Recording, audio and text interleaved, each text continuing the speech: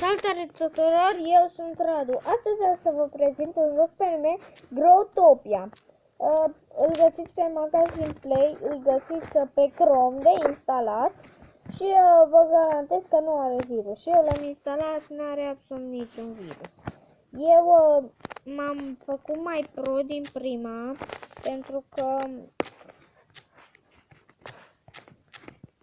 trebuie să mă concentrez să-mi scriu numele. Pentru că trebuie să fiu mai pro, că nu o să ară bine și nu. M-a ajutat un prieten, ca să știți și voi de ce arăt așa. În primul rând, hainele de mine, tot ce valorează mult este asta și asta. Mă rog, tot. Eu vă voi explica acum.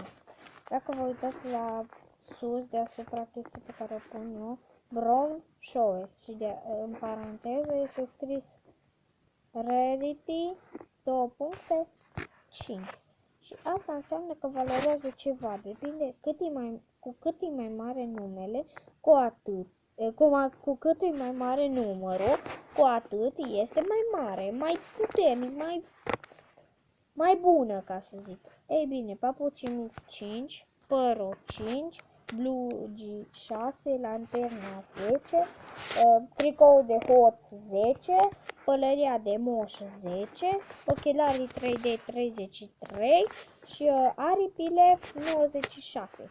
Dacă îi pe la 95-96 înseamnă că e un Olaf. Eu nu prea știu asta pentru că sunt cam începător. Deci nu știu cum să vă explic vouă. Pentru că cred că nici eu n-am înțeles prea bine, dar mă rog. Asta este mapa mea, m-a ajutat să o fac. Vedeți pătrățele de astea.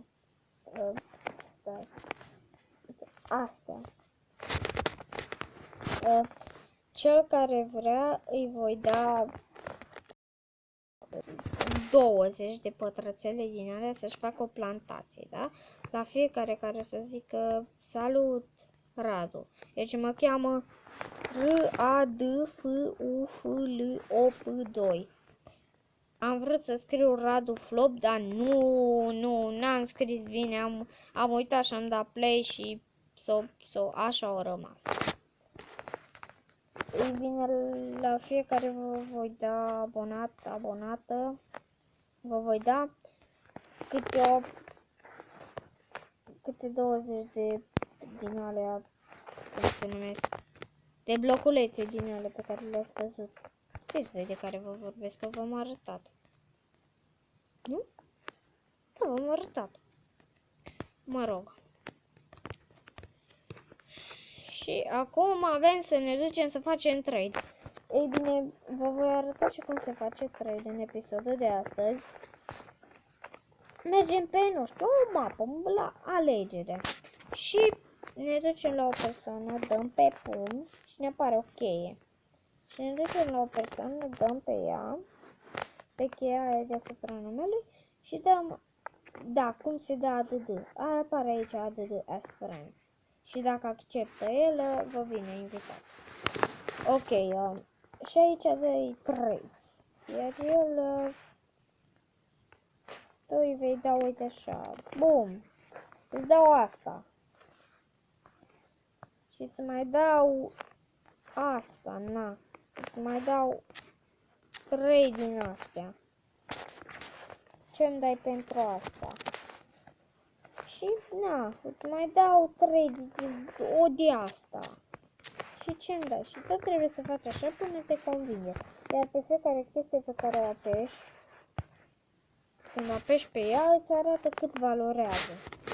Și trebuie să te uiți așa până... What? Și domne cântă așa. A, de mine îmi sparg urechile, deci jur de nu, mi le sparg ăștia. Mă rog, acum hai să mergem pe altă mapă. Oare... Hai că mergem pe mapa mea. Pe Borcanul 3. Așa am numit-o eu, dar nu știu, mi-a venit așa ceva nume. Borcan și am zis să mai adaug un nume. Da, abonați-vă la Maxim Finish și la iHeadPink. Da, se scrie iHeadPink. O să vedeți un semn. Voi, în funcție de mă veți vedea sau nu mă veți vedea pe Growtopia, pentru că eu nu mă joc tot timpul. Mă voi juca cel mai probabil vineri, sâmbătă și duminică. Și în vacanțe, și weekenduri, și știți voi ce primiți de la școală, weekenduri, așa, pentru că...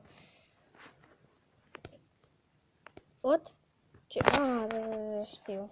Chestia asta trebuie să pui pe tine și trebuie să te mișiți de la un moment dat un gest, dacă dai de multe ori. Da, na, mie nu mi-a și nimic, na. Nu mi iese. Hopa! Au, da, asta e plantația mea. Vai de mine. Ce mare e, nu? Nu? Normal că e mare. Ziceți voi că nu e mare. Plus că toate sunt.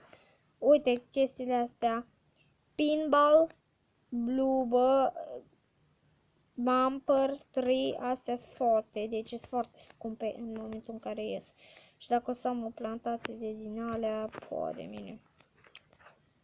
Da, ok.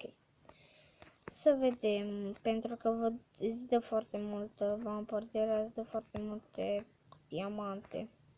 Tare! Ce să zic?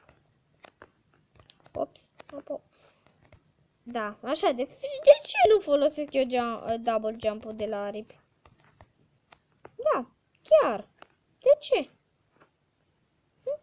Nu știu. Pentru că, na. Ok. Să vedem ce mai avem de făcut. Păi, nimic. Ba, da, mai avem de minat.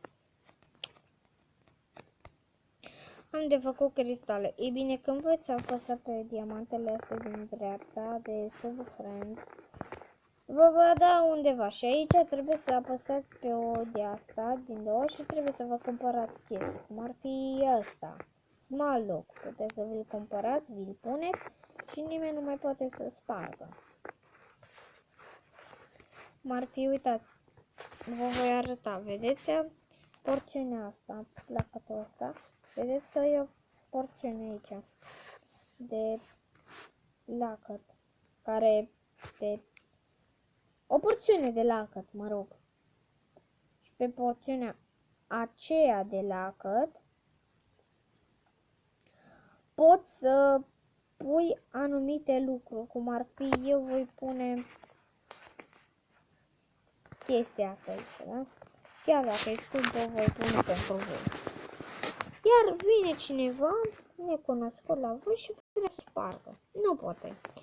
Eu pot pentru că am acces. Da, uitați aici, vedeți? Cum e roșu.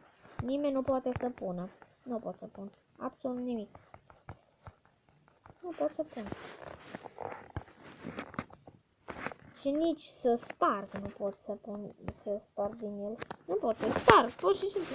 Am încercat, dar nu merge. Am crezut că pe orice mapă pot să fac ce vrei tu. Nu, nu pot. Da, era un pic ciudat. Dacă facem. Și cam asta e jocul. Growtopia. Cu W, nu cu U. Abonez că găsiți.